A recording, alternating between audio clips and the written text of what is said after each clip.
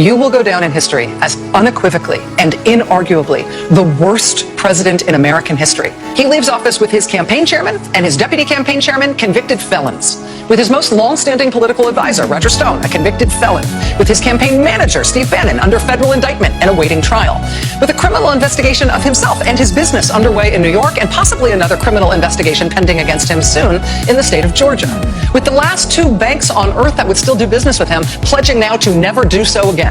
One of them closing his accounts and calling on him to resign the presidency. The other one is the one to which he has personally guaranteed over $300 million in outstanding loans, which are soon coming due, with no one having any sense of how he will possibly pay them. With his business interests cratering at home and across the globe, with a live question in play as to whether he will be the first president to ever face a lifetime legal ban on him ever running for office again, with even his wife leaving Washington with an approval rating nearly 20 points lower than any other first lady in history. She is the only first lady in history to be viewed on balance negatively by the American public. That's like a physical impossibility, but he's managed it somehow. His longtime fixer and lawyer is also not only now a convicted felon, he's one who has cooperated and is cooperating in an ongoing way with multiple ongoing investigations into the president, including the criminal bank fraud and tax fraud one that is ongoing in New York. His niece is suing him to get the inheritance she says he stole from her. He's soon going to be deposed in a defamation case brought by a woman who says he raped her and who says she saved a dress with his DNA on it to prove it.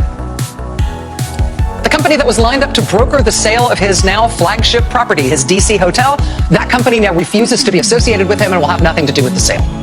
The city where he was born and raised and lived his whole life before the White House, New York City, has canceled all its Trump Organization contracts.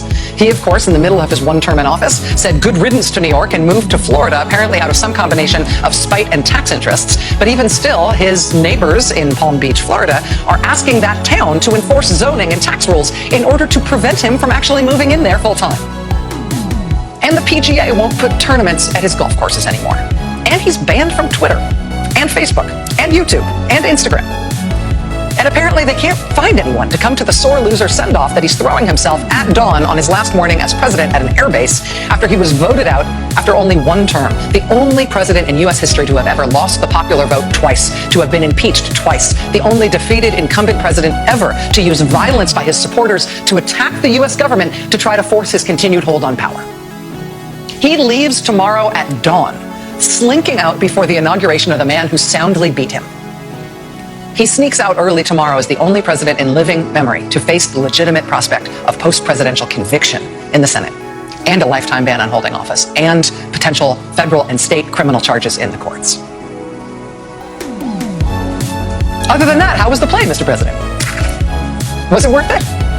If you could have seen today, if you 5 years ago could have fast forwarded to see me say that on TV, and it's all true.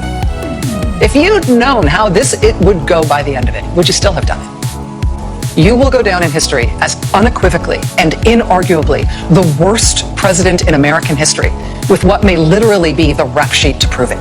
That's what you did. Glad you did it. Wish you could take it back. We do.